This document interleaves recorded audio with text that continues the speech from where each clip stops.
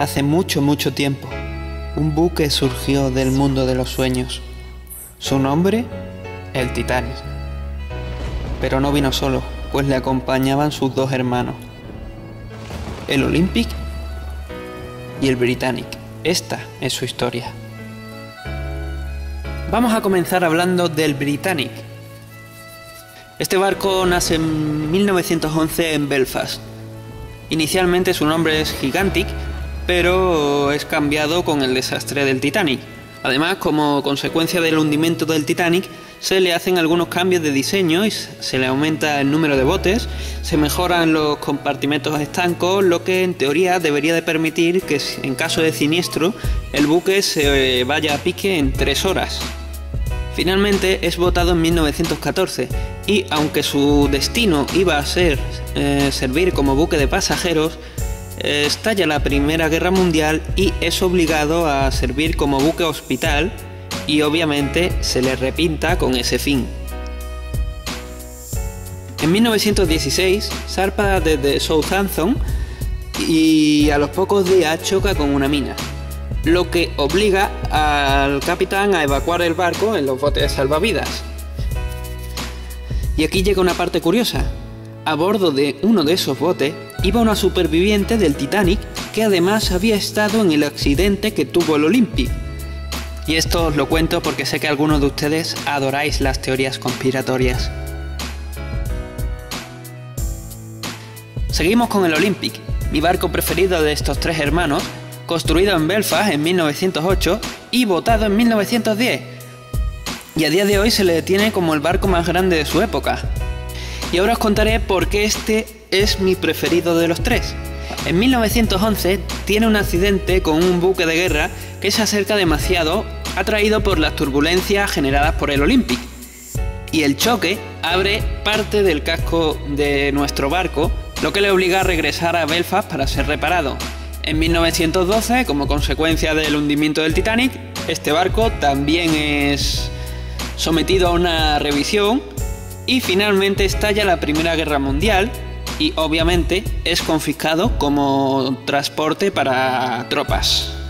Ahora llega la parte que a mí más me llama la atención y es que en 1918 un submarino alemán intenta hundir a este pequeño barquito. Sin embargo, falla el tiro de torpedo y sale a superficie pensando en que va a hundirlo a cañonazos.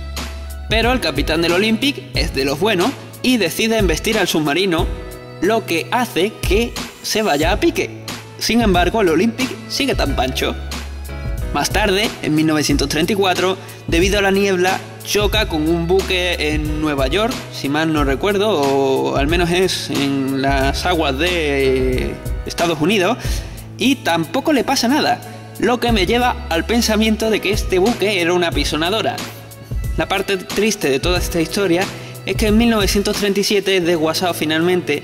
Y bueno, a mí me habría gustado que un gemelo del Titanic al menos hubiera seguido con vida a día de hoy.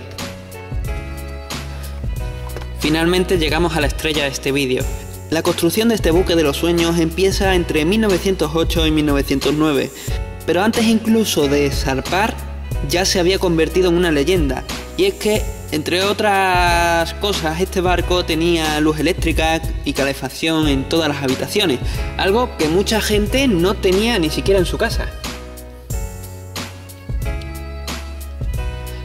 Una cosa que me llama a mí la atención de este barco es que es construido por irlandeses, con dinero estadounidense y encargado por ingleses.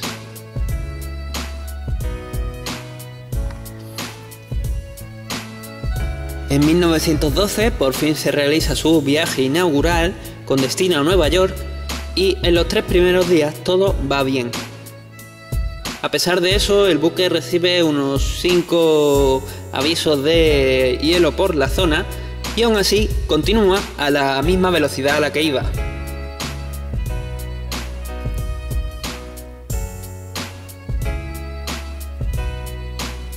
Es la noche del 14 de abril, mar en calma, cielo estrellado, pero sin luna.